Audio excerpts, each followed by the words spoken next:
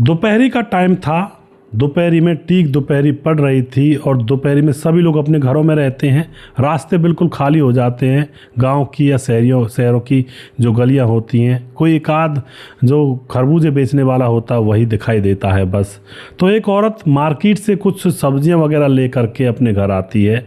हारी थकी थी, आकर के अंदर आती है और फिर आवाज़ लगाती है लड़की को। एक लड़की उसके घर में रहती थी, गुंजा। लेकिन गुंजा जब वह कहती है तो गुंजा को सुनाई नहीं देता है और उसके बाद वह गुंजा के कमरे में जाकर उसे बुलाना चाहती है कि शायद मोबाइल में लगी होगी। लेकिन जैसे ही गुंजा के कमरे के दरवाजे पर यह महिला जाती है, बूढ़ी औरत, तो गुंजा के कमरे में से तो अजीब अजीब आवाज़ें आ रही थी। वह देखती है कि भाई गुंजा के कमरे में से ऐसी अजीब आवाज़ें, तो वह चुप लगा जाती है और फिर उस कमरे की खिड़की थी पीछे की तरफ, वहाँ पर वह बूढ़ी औरत जाती है और उस खिड़की में से चुपके से झांक कर उसके कमरे में देखती है कि कौन है इसके साथ। और जैसे वह झांक कर कमरे में देखती है तो उस बूढ़ी औरत की ऐसी नौबत आ जाती है कि मानो जैसे उसके प्राण पखेरु उड़ गए हों, क्योंकि उस कमरे के अंदर उसकी भतीजी गुंजा थी और गुंजा के साथ उस बूढ़ी औरत का पति बिना कपड़ों के लेट करके संबंध बना रहा था। यानी कि गुंजा अपने फूफा जो 55 साल का था उसके साथ लगी पड़ी थी। यह देखकर तो वह 7वें आसमान पर उसका पारा पहुंच जाता है बूढ़ी औरत का, और फिर वह जोर जोर से चिल्लाने लगती है और दरवाज़ा खुलवाती है, उनको बुरी बुरी गालियां देती है। पूरा ड्रामा मच जाता है और उसके बाद अपने भाई के घर जाती है और भाई से कहती है कि अपनी बेटी की शादी करवा दो और आज के बाद मैं अपने घर में उसको नहीं रखूंगी, जल्दी से जल्दी उसका लड़का ढूंढ करके उसका ब्याह करवा दो। और अभी तो मैं किसी से नहीं कह रही हूँ, अगर ये दोबारा ऐसे ही करेंगे तो मैं इनकी बदनामी कर दूंगी पूरी कॉलोनी में। अब तो ये बात फिलहाल तो चुपचाप दबा दी जाती है। और उसके बाद उस लड़की गुंजा का जो पिता होता है वह अपनी लड़की के लिए लड़का ढूंढने लगता है।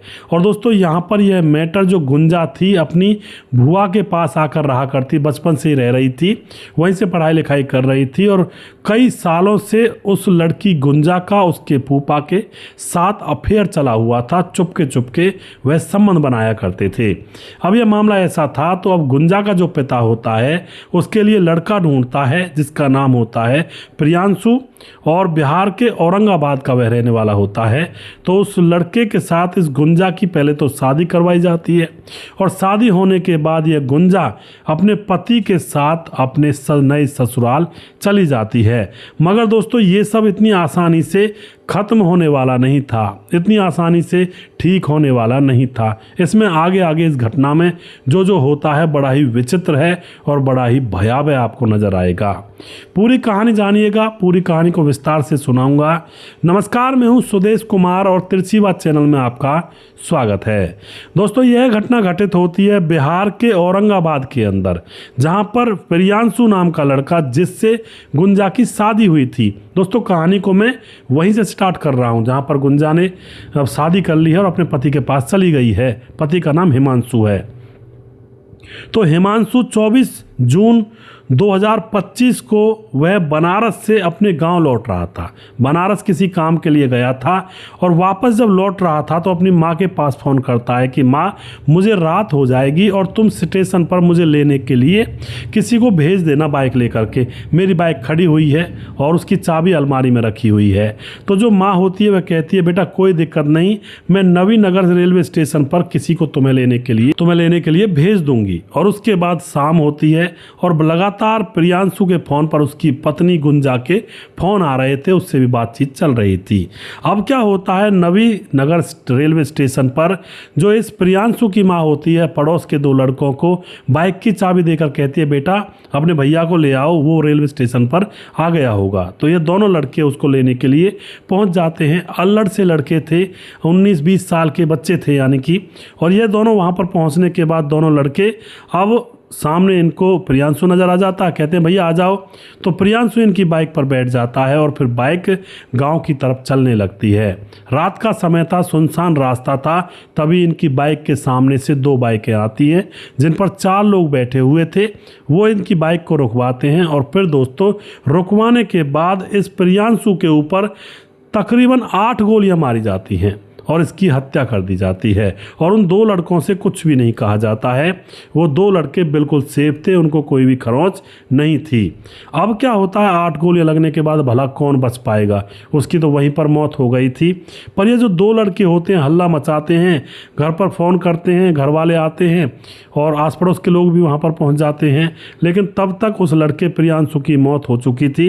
हॉस्पिटल में भी ले जाया जाता लेकिन कोई चांस बचता नहीं है। पुलिस को बुलाया जाता है, सारी कंडीशन बताई जाती है कि हम इसको लेने के लिए आए थे और फिर रास्ते में 2 बाइकें आई, 4 लोग बैठे हुए थे और फिर इस पर 8 गोलियां मारी। अब पुलिस लाश को पोस्टमार्टम के लिए भेज देती है और उसके बाद पुलिस सोचती है भाई इन 2 लड़कों को चोट क्यों नहीं आई, मान के चलो कोई हत्या भी कर रहा है तो उसके सामने ये नहीं दिखता है वो कि कौन है कौन नहीं है, और हो सकता है किसी और को भी मार देता गोली, तो इन 2 लड़कों का ज़रूर कोई ना कोई हाथ हो सकता है। पुलिस उन दोनों लड़कों को पूछताछ के लिए बुलाती है, लेकिन काफ़ी पूछताछ करने के बाद उनकी फ़ोन की लोकेशन और कॉल डिटेल्स वाली चीज़ें, जो भी सारी चीज़ें होती हैं, खंगालने के बाद पूरा यकीन हो जाता है कि ये दोनों लड़के इस वारदात में शामिल नहीं हैं। ये तो पड़ोसी लड़के हैं, बेचारे लेने के लिए गए थे, मदद करने के लिए। अब क्या होता है दोस्तों, यहाँ पर अब पुलिस दूसरे एंगल से छानबीन करती है, क्योंकि इस लड़के प्रियांशु की शादी अभी अभी हुई थी कुछ दिनों पहले। तो प्रियांशु की शादी जैसे गुंजा से हुई थी, तो अब गुंजा जो पत्नी होती है उसके फ़ोन को पुलिस देखना चाहती है, लेकिन गुंजा फ़ोन को देने से मना कर देती है और अपने मायके चली जाती है। पुलिस उसके पीछे मायके भी जाती है, कुछ बात इधर उधर से लेने के लिए गुप्तचर लोगों को छोड़ा जाता है और फिर से गुंजा से फ़ोन मांगा जाता है, तो वह मना कर देती है, जी मेरी पर्सनल जानकारी मेरे फ़ोन में है। अब उसके बाद दोस्तों यहाँ पर गुंजा जब ये बात कहती है कि मेरी जानकारी यहाँ पर इसमें है, फ़ोन में है, तो यहीं पर पुलिस को उसके ऊपर शक हो जाता है और फिर गुंजा के फ़ोन की कॉल डिटेल्स खंगाली जाती है। तो कॉल डिटेल्स में जब खंगाली जाती है तो गुंजा ने उस रात तकरीबन 50 बार अपने पति प्रियांशु से फ़ोन किया था। और 50 बार का क्या मतलब है भाई, इसका मतलब ये है कि गुंजा फ़ोन पर किसी को अपने पति की लोकेशन दे रही थी। और उसके बाद पुलिस उस गुंजा के फ़ोन को ज़बरदस्ती छीन लेती है और फिर फ़ोन के अंदर कुछ ढूंढना चाहती है, तो फ़ोन के अंदर संदिग्ध चीज़ें मिलती हैं। वहाँ पर उसके फूफा के साथ भी उसके गंदे संदे फ़ोटो थे और फिर यहाँ पर ऐसी जब चीज़ें मिलती हैं तो अब इस गुंजा को पकड़ा जाता है, क्योंकि उसके ऊपर पूरा शक हो चुका था। गुंजा को पकड़ने के बाद सख्ती से पूछताछ की जाती है, तो गुंजा अब सारा कारनामा बताती है। गुंजा बताती है कि मैं अपने बुआ के वहाँ पर रहती थी, मेरा फूफा जो कि बसों का बड़ा कारोबारी है और मैं फूफा के साथ रहती थी, फूफा से अफेयर हो जाता है और जब मेरी कहीं से रिश्ता होता है तो मेरा फूफा मेरी शादी होने नहीं देता, उसको तोड़वा दिया करता है, क्योंकि वो मुझसे प्यार करता था। लेकिन अब हम पकड़े गए थे बुआ के द्वारा, तो ज़बरदस्ती मुझे शादी करनी पड़ी मजबूरी में। लेकिन शादी होने के बाद भी फूफा ये कहता है कि तुम्हारे बगैर मन नहीं लगता और तुम्हारे पति को हम जल्दी निपटा देंगे, तुम शादी कर लो, कोई दिक्कत नहीं, वो तो हम देख लेंगे। शादी के बाद मैंने, मतलब यह जो लड़की है गुंजा, इसने बोला कि कभी भी मैंने अपने पति के साथ संबंध नहीं बनाया। यही कहती रही उससे कि अभी रुक जाओ, 1 महीने रुक जाओ, 2 महीने रुक जाओ, मेरे अभी दिक्कत है शरीर में। और इस तरह से वह रहती है अपने पति के साथ और अपने फूफा से लगातार बातें करती रहती है। और फिर आ जाती है वो तारीख जब फूफा कहता है कि इस रिश्ते को अब तोड़ देना ही बेहतर होगा और फिर तुम मेरे पास आ जाओगी। अब तो यहाँ पर जो फूफा होता है पूरी प्लानिंग करता है और यह लड़की भी प्लानिंग करती है और शादी के 45-40 दिन तक यह लड़की कोई शक नहीं होने देती, अपने पति को दूर रखती है। और उसके बाद दोस्तों मिठाई जब 40-45 दिन हो जाते हैं तो मिठाई में जहर मिलाकर इस लड़के को खिलाया जाता है। लेकिन यह लड़का कहता है कि नहीं नहीं, मैं तो मिठाई नहीं खाता, क्योंकि वह मिठाई खाता ही नहीं था और इस लड़की को पता नहीं था कि यह मिठाई खाता ही नहीं है। किसी की मतलब चॉइस होती है भाई, कोई तीखा नहीं खाता है ज़्यादा, कोई नमकीन ज़्यादा नहीं खाता, कोई मीठा नहीं खाता है ज़्यादा, तो ऐसे उसने कह दिया नहीं नहीं मैं मिठाई नहीं खाता और किसी और को खिला दो। तो यहाँ पर प्लान इनका फेल हो गया था। अब उसके बाद दोस्तों इन्होंने सोचा कि मामले को दूसरा रंग देते हैं, इसके साथ लूटपाट करवा देते हैं और किसी को पता नहीं चलेगा किसने इसकी हत्या कर दी। अब लूटपाट के द्वारा इसकी हत्या करने की प्लानिंग रची जाती है। 6 लाख रुपए दिए जाते हैं शूटरों को सुपारी के। और फिर उसके बाद दोस्तों यहाँ पर पूरी फील्डिंग इस पति के ऊपर लगा दी जाती है पत्नी के द्वारा। अब जैसे पति बनारस गया था तो पत्नी सोचती है कि आज मौका है, जब ये वापस आएगा तो इसकी हत्या करवा देंगे। और फिर इसी चक्कर में पत्नी अपने फूफा पर फ़ोन करती है, फूफा उन शूटरों पर फ़ोन करता है और फिर यहाँ पर पूरी प्लानिंग के तहत जो गुंजा होती है अपने पति की लोकेशन हर 10 मिनट में, हर 20 मिनट में, हर 2 घंटे में, 4 घंटे में ले रही होती है जब वह आ रहा था उधर से। और लोकेशन जब पूरी उसको मिल जाती है कि भाई मैं अब रेलवे स्टेशन पर आ गया हूँ और 2 लड़के लेने आए, उनकी बाइक पर बैठ गया हूँ और अब मैं घर की तरफ चल दिया हूँ। वहीं पर वो हत्यारे थे, वो तुरंत उस सुनसान सड़क पर एकदम से उनके सामने आकर के और उसके ऊपर 8 गोलियों से वार कर देते हैं। उसकी वहीं पर हत्या कर दी जाती है। इस तरह से इस घटना को अंजाम दिया गया था एक लड़की गुंजा के द्वारा। गुंजा जो कि अपने फूफा जो कि 55 साल का था उससे प्यार प्रसंग में पड़ी हुई थी, इसलिए उसको अपना पति भी अच्छा नहीं लगा, उसकी भी हत्या करवा दी। दोस्तों ऐसे प्रेम प्रसंग, क्या इनको प्रेम प्रसंग की श्रेणी में रखना चाहेंगे आप लोग? ये प्रेम प्रसंग नहीं है, ये वासना की पूर्ति करने का एक जरिया है।